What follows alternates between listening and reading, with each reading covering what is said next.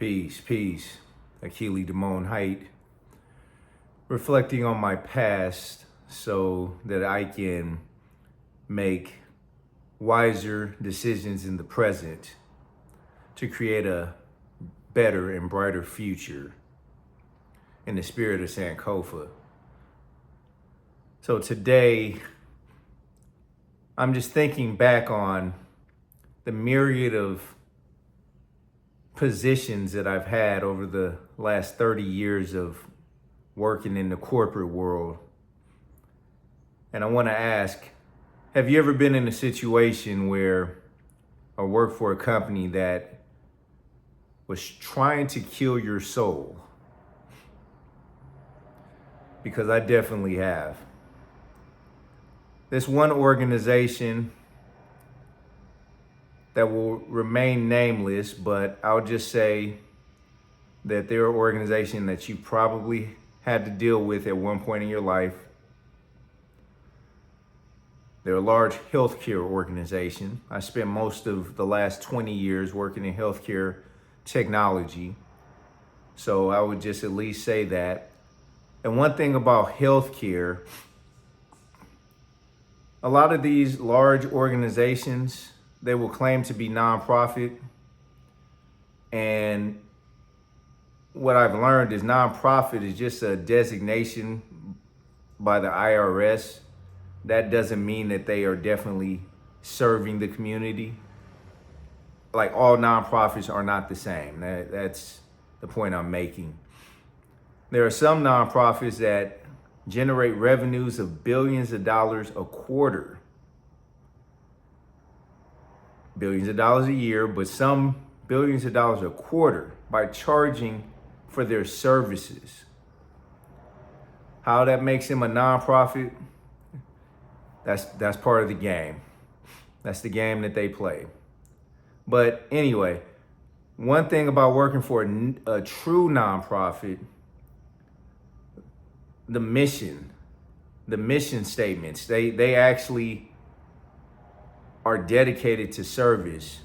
And not to say that the people that work in these large healthcare organizations aren't dedicated, like the providers. Yes, they get into their careers usually to serve. Sometimes it's just for the money. Let's just be honest. But we'll give them the benefit of the doubt and we'll just say, yes, they get into it to serve. But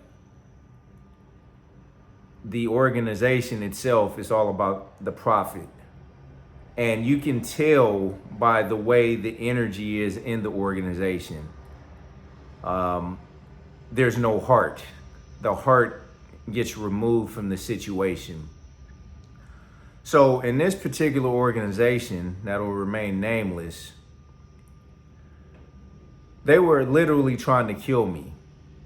And when I say that, I mean, they were trying to kill my soul. They were trying to kill my spirit. During this time, this was earlier on in my career, I had the mistaken perception that if you come in, if you just do your job, if you do it well, if you are trying to improve the situation, if you speak well, if you are nice, if you're professional, all the stuff that we were taught when we were younger, when we were going to school, then they would recognize that and you would be at least acknowledged, if not rewarded, for your hard work and your contributions. But often that's not the case. Usually, or in this particular situation, but I would honestly say over my decades of experience, I would say usually, there is a inner circle, a clique that has control or has power over your destiny in the organization. And if you're not in that clique, it is what it is. And you're not going to get your just your just desserts. You're not going to get rewarded when you should. You're not going to get credit for that work that you put in. Sometimes and often, that credit will go to someone else. And if you're not in that inner circle, if you're not in that clique, just accept that fact, because if you are trying, I mean, who knows what they had to do to get in that clique? And sometimes, I won't go as far as saying that you have to sell your soul, but you definitely have to most likely trade your dignity to be accepted into that inner circle. So no matter how much ass you kiss, is it going to be worth it? So at the very least, preserve your dignity, because that's all you have. You can take that with you to your next organization, and you can rise in spite of them. And the experience that you had, that debilitating experience that you had, it will probably make you stronger and more resilient and better. So you will rise because of that, because of that experience.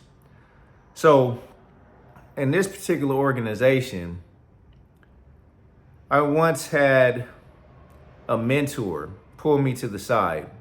And, as I think about it, he was an unofficial mentor. He was older. When I say older, he was like 10 to 15 years older than me. At the time, I was in my early to mid 30s. So he was a good 10 years, let's just say 12 years older than me. Had been in the organization for about 20 years. And he pulled me to the side one day because he knew he saw the frustration. I would literally not necessarily get into it with my superiors.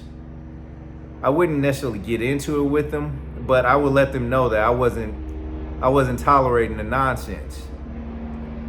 And that's probably why they were going at me the way they were, because they wanted to see if they can break me. And he pulled me to the side one day, my mentor, and he told me, he said, he looked me right in my eyes and he said, you think that just because you work hard, just because you're smart, just because you do your job well and you contribute, that they're gonna acknowledge that is never gonna happen. And when he looked me in my eyes and said that, and he just paused, he said, it's never gonna happen. I literally, my heart skipped a beat, and I had an epiphany. And I guess, I don't know if it was an epiphany, if he's telling me directly, but it was a realization that he was right. And I was like, oh shit. And then I realized what situation I was in. I realized at that point that this is nothing but a game, and I'm losing this damn game. I always had the notion, or my perspective was, I'm not trying to play no games. I'm just trying to do my work. I'm just trying to actually I'm trying to serve, because, I do believe in service. And there's a concept of servant leadership that I learned later. But I'm trying to get it done, and I'm trying to cooperate. I'm really trying to be a team player, but others don't feel that way. And up to that point, I just didn't feel like, oh, no, I ain't trying to play no games. I'm just trying to work. But I had to realize that, yeah, this was a game, and I'm just a pawn in it, unless I choose to elevate myself to a different position. So the bottom line is you're in this game, whether you realize it or not. And yes, it is a game, even if you think it's not. So what are you going to do? Are you going to play that game? And in order to be good at the game, you have to understand the rules. And in these large organizations, these corporations, but they don't have to necessarily be incorporated, just usually work organizations, it's a lot of politics going on. And the one rule is, unfortunately, no matter what they teach you in school, what they teach you in ethics class, it's the law, it's the rule of deception. Whatever you do, don't get caught doing it. Here's a quick anecdote. When I was in grad school, getting my master's in IT, this was during the time when Enron, if you remember, the corporation by the name of Enron, they got taken down because they were a corrupt organization.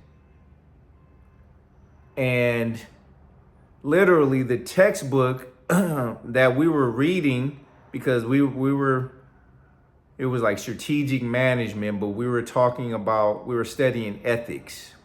And in the textbook, which was only a couple years old, they literally had a case study of Enron about how ethical they were. While in real time, Enron was being brought up on charges for corruption. And if you do your research, Enron no longer exists because of that situation. This had to be 02, maybe early 03. So that just lets you know that what they tell you ain't necessarily what it is. So that's why it's important to follow your own guidance, that own internal guidance called your soul, your higher self, the Most High, whatever your religion is, whatever you call your God. It's important to have a connection, because this worldly stuff, they just gonna give you the whammy bammy, the flim flam. And it ain't what it is. It ain't what they tell you it is.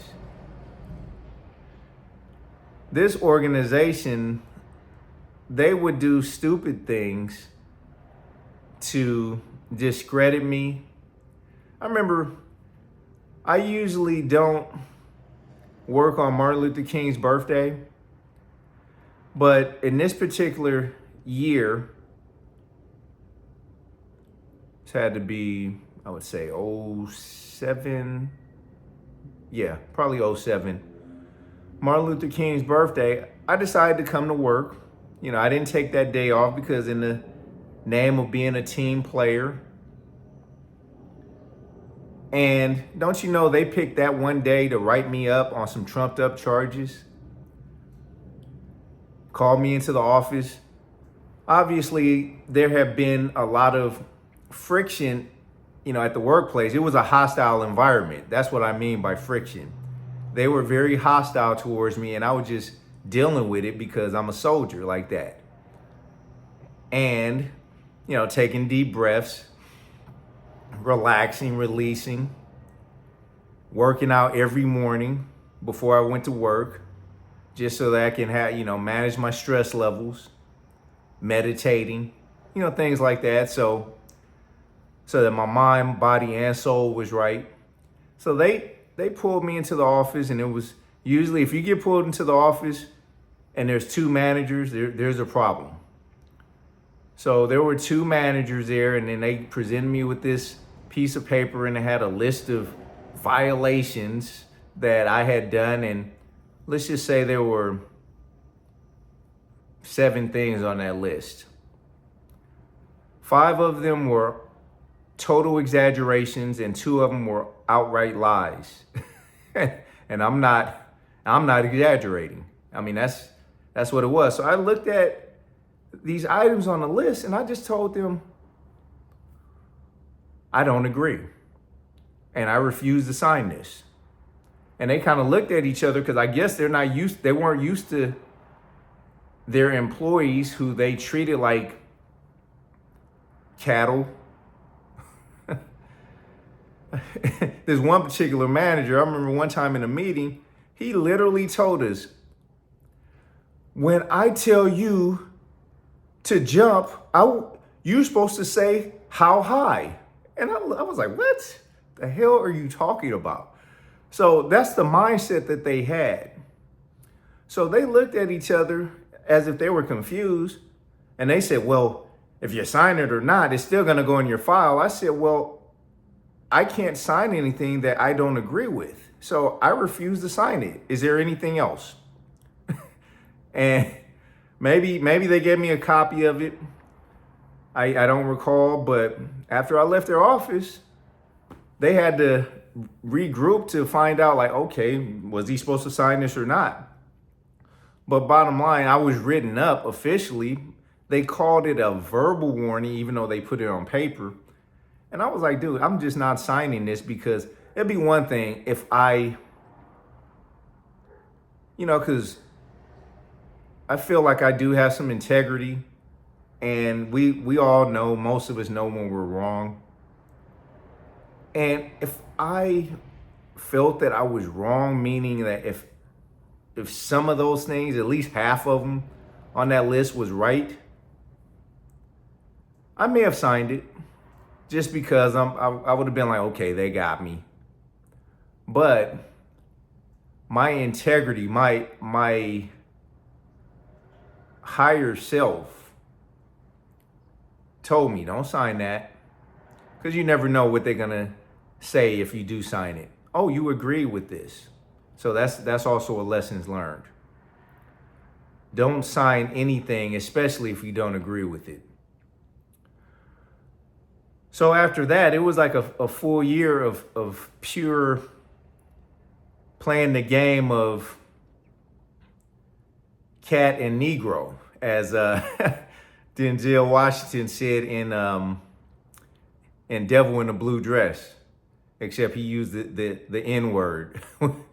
But yeah, they were playing the game with me for like a full year, and I just had to deal with it. They would do stupid things like, if we had a meeting in one conference room, and that meeting at the last minute, that meeting had to be moved to another conference room, although they would send an email out telling people it was moved to a different room, and then they would put a sign on the original conference room saying, oh, meeting is in the other room.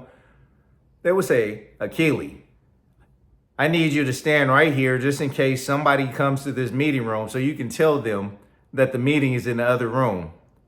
I'm like, okay, I assume they can read, right? But am I supposed to be in this meeting?